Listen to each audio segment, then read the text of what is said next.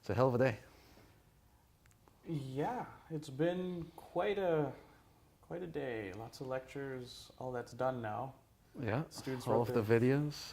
the videos. Yeah, you have a lot of these videos now. Yeah, we are started on our second 500 some of videos. That's So incredible. Wow. hopefully we will not get to the third one. Okay. All right. Hang in there. Yeah, well, it's You know, quite a bit. in And my then- programming course, we've just had our exam, which was great. You know, now we have to mark all these things, and that's fun. Dozens of hours, yeah. And then I've got to go home, make dinner, get Yeah. the kids ready for, well, first to do homework. That's always a fun battle. And then eventually actually getting them to bed. So, yeah. Makes sense. Hey, question. Yeah. When you were a student, did you attend all of your lectures? As long as no one asks me a follow-up question, the answer is yes. Oh, I But see, just okay. between you and me, no. Even back in first year, I used to skip classes. But you're still a professor. So, like, what? How did you make that work out? Not in any intelligent way. I could have been significantly better. What I did is, well, I did some things well. So before any test, I would generally study with someone else. Ah. So certainly some of the toughest classes that I had taken, Mhm. I did well in them because I would sit down with a friend and he would ask me a whole bunch of questions and my answer would be, I have no idea. And then I would look through the book and read through it and figure things out. And that's, to a large extent, how I learned through a couple of my courses. Wow. But then there's like this time management piece, and you know, if you were to give some advice to yourself, like going back in time, Oh, what would you say? What would you say to yourself? watch a couple less movies and actually go to class on occasion. I did go to classes more and more often as I got older. Where when I was in third and fourth years, I definitely attended most of my lectures. The material there was far more interesting. Really? Absolutely. Well, once you get specialized, I find that material really interesting stuff. But with the first year, I was a lazy student. I had improved through my high school career as a student, but even then, I just ended up being a test specialist. I did very well with tests, and my homework mark was just dreadful throughout. And I would have to battle. Whenever I came to a test, I would have to do my absolute best in it, Right. because my homework mark was so terrible that it put me in quite a hole before each exam. You know, speaking from the heart, you know, as students coming into U of T engineering and the Faculty of Applied Science and Engineering, you're at the top of the top, right? You have these really high grades coming in, and that's fantastic. That's no easy feat, and certainly students should be very, very proud of that. But then they come into first year, and it's this shift that happens. What is that shift? Is it gotta attend, you know, what does that mean? Well, it's a different mode of study and a different mode of teaching and a different mode of thinking. We are now at the point, once we hit first year engineering, where we are asking more of the students in every respect. Regular high school, you go from about 9 until 3, so you've got 6 hours a day times the 5 days a week. Then you have maybe an hour, 2 hours of homework a night. You don't need to worry too much about all of the little details. You've only got 4 classes, and they're not going terribly deeply. Okay. Over Well, I here- mean, some of these classes go pretty deep, and there's a lot of homework, and then there's extracurricular. Some of our students are certainly champions of extracurricular activities and so on. Yes. Yeah. A lot of them are like that in high school, and then in university, there's so much that engineering demands of them that becomes incredibly challenging. There's that workload and kind of work-life balance that you have to work with. Definitely. What are your strategies? You know, work-life balance. You're a professor. You're busy. Well, yeah, I've got my family, I've got my kids, I've got all of the teaching that I do over here. I've got all sorts of projects that I would like to do, and every now and then I still love a good movie. I try to watch The Godfather every few months, yeah, just yeah. to to You make also do sure. woodworking, right? Yeah, a bit of woodworking. There's some stuff in my office that looks pretty nice. Yeah. And yeah, it takes a huge amount of time. Mm-hmm.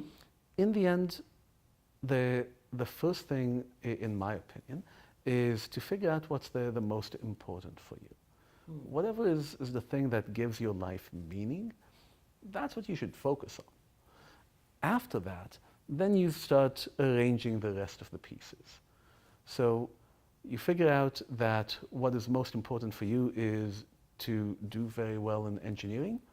Fantastic, right? You're going to become a student where you spend a tremendous amount of time on it, and having made that conscious decision that this is the most important factor in your life right now, then you will be motivated to do it all the time. Right.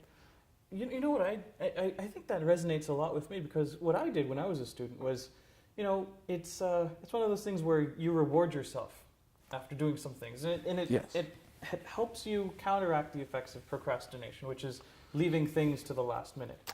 So, for example, you know, if there's this movie that I really want to watch, and I have homework to do, I could just say, well, you know, I could watch the movie and do the homework later, or I could say, let me do the homework, and I'm going to watch that movie. Because the thing is, it's so oftentimes easy to do the things that make you happy, Yes. right?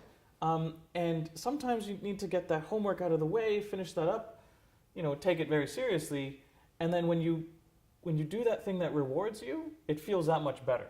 It's like, yes, you know, I'm watching that movie, but I don't have to worry about completing that assignment at the back of my mind. Like you're fully into the engage mode for both of those sorts of things. Definitely. You see that sometimes with people at the gym over here. Oh yeah. Those who come in and work out in the morning are often actually much happier individuals than those who work out in the evening. Really? Yeah, because those who work out in the morning, they know they're getting the terrible amount of pain out of the way quickly. And when you see them eating later on in the day, they know they've already earned it. They know that they have burnt off the calories ahead of time. Right. And then you see the ones who come in the evening and they've had that extra slice of cheesecake. And now it's not just a punishment, but it's purgatory. It's something where they have to pay for their sins. Wow, and okay. there's no sense of enjoyment over there. So And- yeah. So I think it is important to plan your time. Absolutely. It's so important to budget your time wisely, because sometimes when you're doing your work, you know, you might spend more time than you've budgeted. And so you need to kind of go back and change things around and so on. And, you know, I've seen students work so hard on assignments that are worth 1%, which could be fine. Certainly it's a formative assessment or a formative assignment that we'd like our students to work on. But I think it's also important to put that in context, right? Is it the 1% assignment spending my entire weekend on, or the 30% report that I'm going to spend half a day or a quarter of a day on, and budgeting that. So, you know, unfortunately what that ends up doing is that says that, you know, if it's worth more grades, then it's more important to know about. And so I think it's also important for students to kind of understand that there's more to learning than just the grades, right? Maybe it's in alignment with what makes you happy, alignment with your learning goals and so on. So there's a number of things here. It's kind of messy, especially if you don't think about it. Absolutely. And I still, the way that I look at it is you definitely want to begin with what is the most important and work into it the balance that is needed. Mm-hmm. I used to teach in computer science back in the day.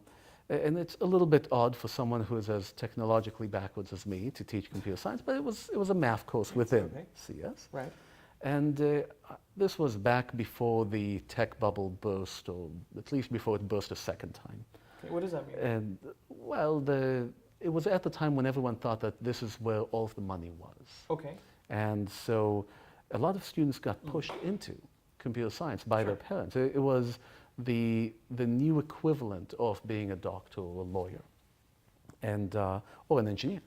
And I would have students come up to me in second year, and they would begin by asking some questions during office hours, Mm-hmm. and it was clear that they had some difficulties understanding the material. Right. And we would probe a little bit further along, trying to figure out where they're having difficulties.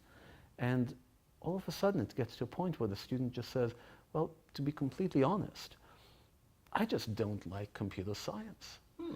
And so I'd ask them, well, then why are you here? And the response would be, my parents said this is where the money is. Mm-hmm.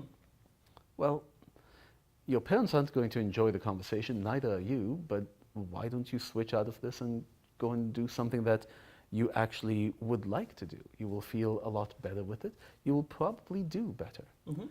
And the response inevitably was, well, I've already spent 1.5 years in this field.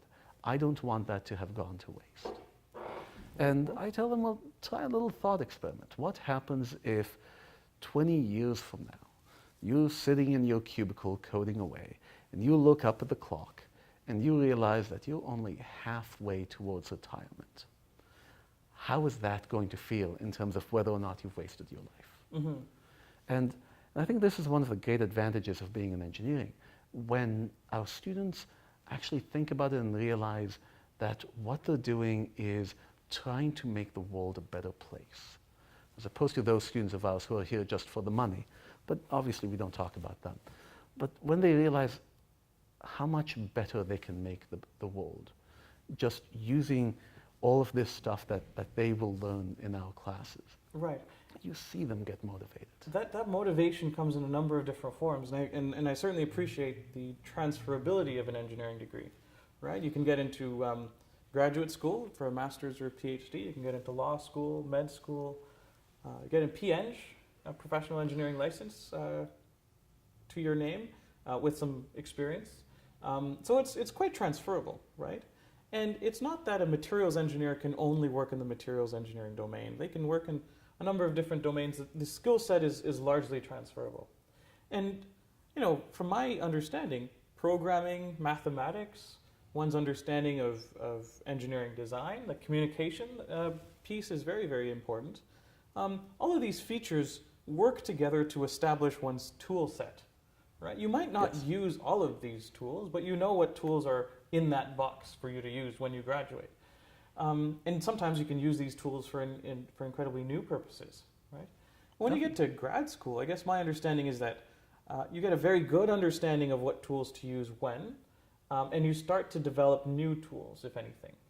And then what I've also found is when you get into your PhD, or you're sufficiently along your career path, your arc for your work, if anything, you start to invent really cool new tools and replicate them so others can use it as well. You share that information with others, especially for problems that have not yet been solved, right? Or understood even. Yep. And so it's this analogy of this toolbox where first you come in with an incredible set of tools from your high school and your worldview and all that. You form the foundations of what tools are in that box throughout your undergrad, and you experiment with using them in different cases. And when you graduate, you get to invent new tools and that sort of thing. And so that's kind of what I've thought of that to be. Yeah, and one of the nice things is having this toolbox. You're able to use it not just for engineering itself, but also for how you are as an engineering student. Oh, yeah. And so we can sort of bring this all the way back and realize that possibly one of the things that helped me become a better student as I finally started actually trying to be a better student Mm-hmm. in my later undergraduate years is the fact that by that point I had developed the tools that are needed in order to become that better student. And the engineering students that we have, they get a lot of these skills right away. Within a few months, they have the time management skills and the thought processes that are required to figure out, if they take a moment or two to do it, to figure out what the right work-life balance is for them. Now, mind you, with all of this stuff that we do have, with all of these tools, you still end up with days like today where we both end up just dead on our feet. Right. But for the most part, the fact that we're able to get to this point, I think, is pretty rather satisfying. satisfying. Yeah. Yeah, yeah. All right. Well, thanks, Shai. Hope you have a fantastic weekend. If I can get out the door, I will. Yeah. All right. And I'll see you Monday. Take care. Take care of Shai.